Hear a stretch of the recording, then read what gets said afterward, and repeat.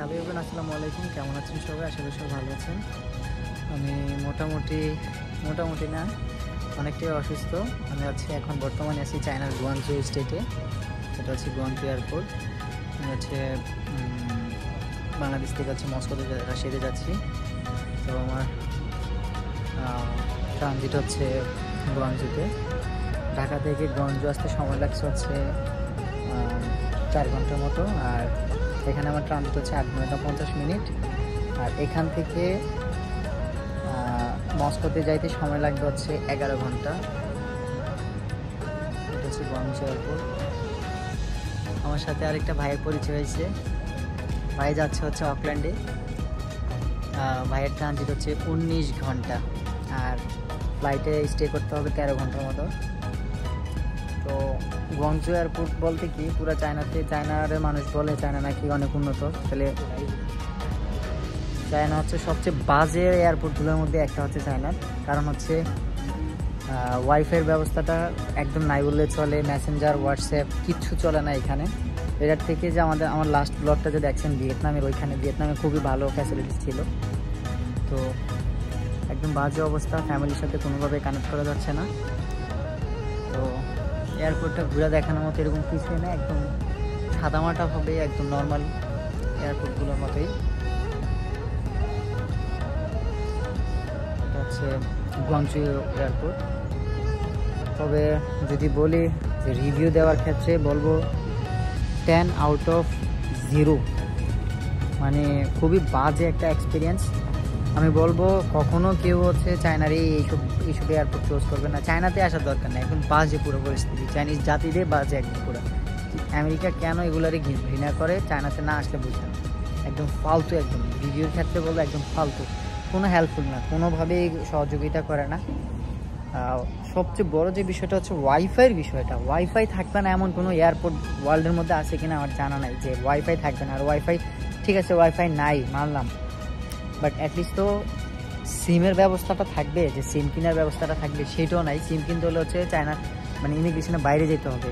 আমার কাছে যদিও চায়নার ভিসা আছে, বাট আমি ভিসাটা ইউজ করতে চাচ্ছি না। কারণ সিম কেনার পরও এখানে হোয়াটসঅ্যাপ, মেসেঞ্জার কিচ্ছু ইউজ করা যাবে না। ঠিক আছে, শুধু উইচ্যাট ইউজ করা যাবে। তো উইচ্যাট তো বাংলাদেশে আবার ইউজ করা যায় না। ফ্যামিলির সাথে কোনোভাবে কানেক্ট করা যাচ্ছিল না। ওয়াইফের সাথেও কথা বলতে পারি নাই। ফ্যামিলি মেম্বার বলতে বাবার সাথে, কারোর সাথে কথাবার্তা বলার কোনো সিস্টেমে নাই।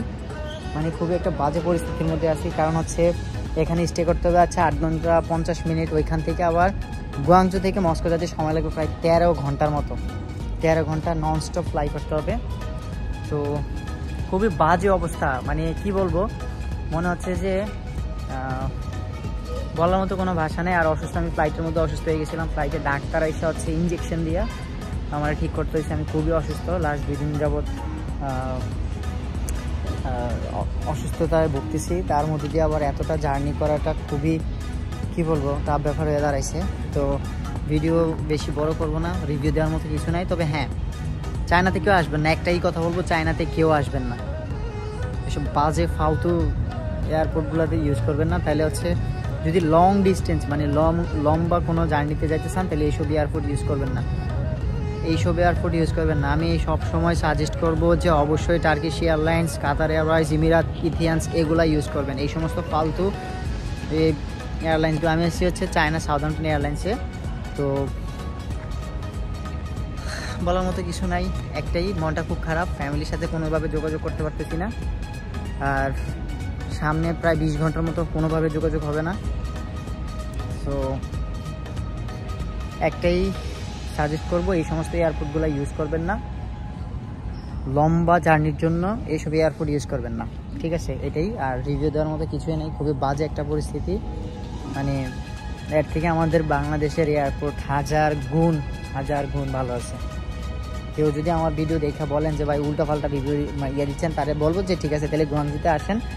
ঠিক আছে, গুয়াংজুতে আইসা নিজের গোয়ামারাটা নিজে খাইয়া যান। ভিডিওতে আর কথাটা না বলে পারলাম না, মন মেজাজ এতটাই খারাপ যে গুয়াংজু এয়ারপোর্টে আসেন, আইসা নিজের গোয়ামারা নিজে খান। যারা গোয়ামারা খাইতে চান তাহলে এই সমস্ত এয়ারপোর্টগুলোতে আসেন। ঠিক আছে, আজকে এই পর্যন্ত। ভালো থাকুন, সুস্থ থাকুন। ভিডিওটা বেশি বড় করবো না, জাস্ট এয়ারপোর্টটা রিভিউ দেওয়ার জন্য করছিলাম। ইনশাল্লাহ রাশিয়াতে গেলে কথা হবে, রাশিয়া নিয়ে আরও অনেক ভিডিও আসবে। সে পর্যন্ত ভালো থাকুন, সুস্থ থাকুন, সবাই আমার জন্য দোয়া করবেন। আল্লাহ হাফেজ, আসসালামু আলাইকুম।